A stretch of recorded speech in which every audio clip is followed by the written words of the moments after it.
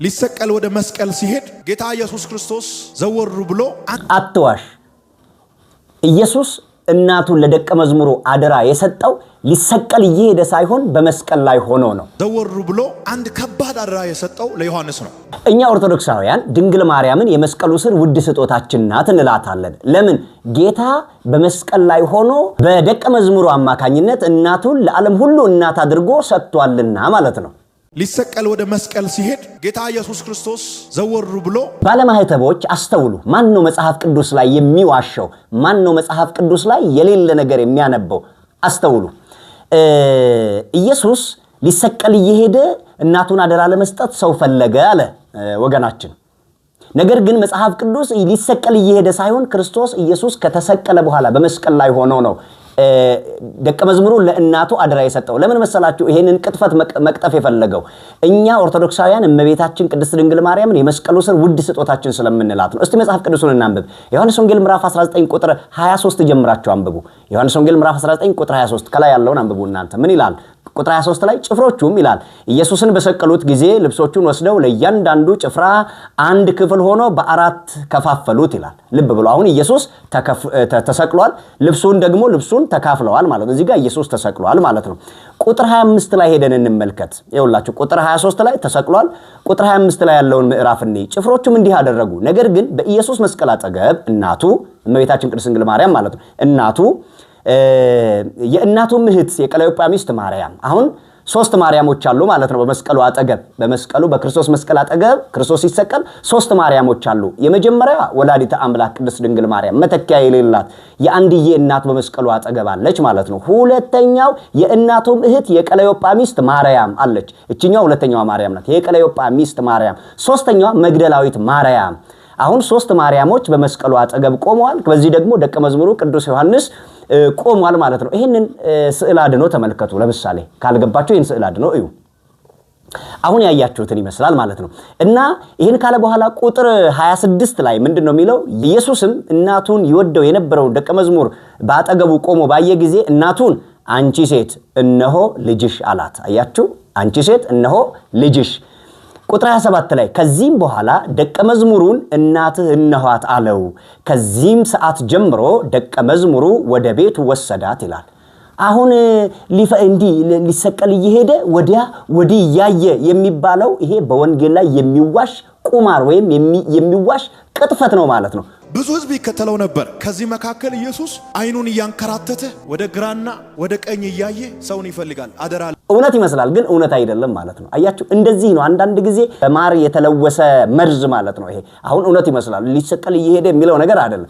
ኢየሱስ በመስቀል ላይ ከተሰቀለ በኋላ ነው ከመስቀሉ አጠገብ ደቀ መዝሙሩን አይቶ እነኋት እናት እመቤታችንንም ደግሞ እነሆ ልጅሽ ያለው። እዚህ ጋር አንድ ነገር መጠየቅ እንፈልጋለን። እስቲ የሱን ቪዲዮ እንስማና አንድ ነገር መልሼ ልጠይቃችሁ። ያዕቆብ፣ ዮሳ፣ ይሁዳ የተባሉ የማርያም ልጆች ናቸው፣ የኢየሱስ ወንድሞች ናቸው። ታዲያ ኢየሱስ በመስቀል ላይ በተሰቀለ ጊዜ ደቀ መዝሙሩን እነኋት እናት አለ። ደቀ መዝሙሩም ይዟት ወደ ቤቱ ገባ ይላል። ታዲያ ድንግል ማርያም ከኢየሱስ ክርስቶስ በቀር ሌላ ልጆች ወልዳ ከሆነ ወስደ ለወንድሞቼ ንገርልኝ፣ ስጥልኝ፣ ለወንድሞቼ ባድራ ስጥልኝ ብሎ ነው እንጂ ለደቀ መዝሙሩ አድራ መስጠት የነበረበት ይዟት ወደ ቤቱ እንዲገባ ነው እንዴ? ለምንድን ነው ሌሎች ወንድሞቹስ ያው 7 ወላለች 8 ወላለች ትላላችሁ አይደል ስትቀጥፉ? ስለዚህ ይሄ ውሸታቸው ሲጋለጥ ግን መጽሐፍ ቅዱስ አሁን ከጠቀስካቸው ሰዎች መካከል ለምሳሌ እነ ይሁዳ ብለሃል። አንተ እንኳን ይሁዳ ነው ያልከው።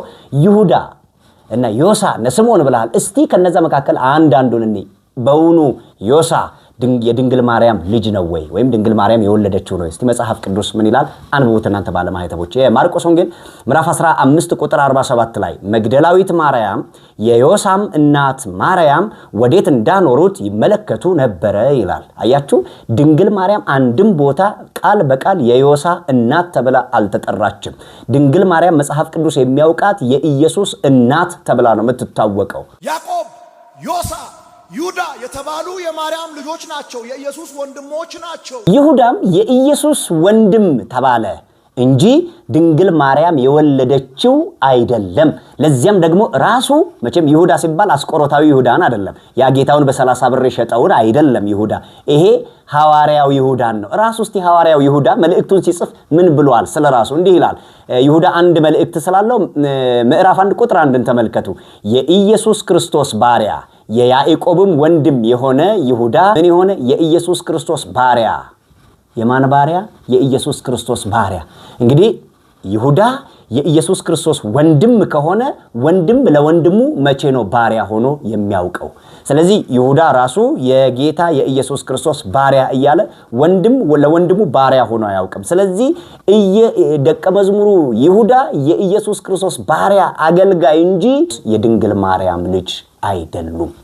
ሶስተኛው የአጅሬውን ቅጥፈት ደግሞ እንስማው እስቲ። የማርያም ልጆች ብሎ ወይም ደግሞ ድንግል ማርያም የወለደቻቸው ብሎ የጠቀሳቸውን ልጆቿ ብሎ የጠቀሰው ይሁዳን ነው፣ ያዕቆብን ነው፣ ከዛ ዮሳን ነው። እነዚህ እስቲ ወላጆቻቸው እነማን ናቸው? መጽሐፍ ቅዱስ ላይ ነው። በዚህ በማርቆስ ወንጌል ምዕራፍ 15 ቁጥር 40 እስከ 41 ድረስ ያለውን እናንተ አንብቡ። ሴቶችም ደግሞ በሩቅ ሆነው ይመለከቱት ነበር። ከእነርሱም በገሊላ ሳለ ይከተሉትና ያገለግሉት የነበሩ መግደላዊት ማርያም፣ ልብ በሉ መግደላዊት ማርያም፣ ይሄ ነው የታናሹ ያዕቆብና የዮሳ እናት ማርያም። የታናሹ ያዕቆብ እናትና የዮሳ እናት ማርያም፣ የያዕቆብና የዮሳ እናት። ታናሹ ያለው ታላቁ ያዕቆብ እዛ ጋር ሄሮድስ አስገድሎት ነበር። የሐዋርያት ሥራ ምዕራፍ 11 አንብቡ። ሄሮድስ ታላቁን ያዕቆብ በሰይፍ አስቀልቶታል አንገቱን። ስለዚህ አሁን ታናሹ ያዕቆብ ብሎ ከታላቁ ሊለየው ታናሹ ያዕቆብ አለ እና የታናሹ ያዕቆብና የዮሳ እናት ማርያም ሰሎሜም ነበሩ። ከነርሱም ጋር ደግሞ ወደ ኢየሩሳሌም የመጡ ሌሎች ብዙ ሴቶች ነበሩ ይላል። አንድም ቦታ መጽሐፍ ቅዱስ ላይ ድንግል ማርያምን የጌታ እናት የኢየሱስ እናት እያለ እንጂ መጽሐፍ ቅዱስ የሚጠራት የዮሳ እናት፣ የይሁዳ እናት፣ የያዕቆብ እናት እያለ መጽሐፍ ቅዱስ አይጠራትም ድንግል ማርያምን። ስለዚህ ድንግል ማርያም ከኢየሱስ ክርስቶስ ውጪ ሌሎች ልጆች አልወለደችም። ይሄ የነ አፈቅቤ ሆደ ጩቤ ቅጥፈት ነው። እንዲህ በማር የተለወሱ የክህደትና የምንፍቅና መርዞችን እግር በእግር እየተከታተልን በመጽሐፍ ቅዱስ ቃል እናከሽፋቸዋለን። ስለዚህ ይሄ ቪዲዮ እንደደረሳችሁ ለ10 ሰው ሼር፣ ኮፒ ሊንክ፣ ዱኢት፣ ሪፖስት እያደረጋችሁ አድርሱልኝ። ክብር ያድልልኝ።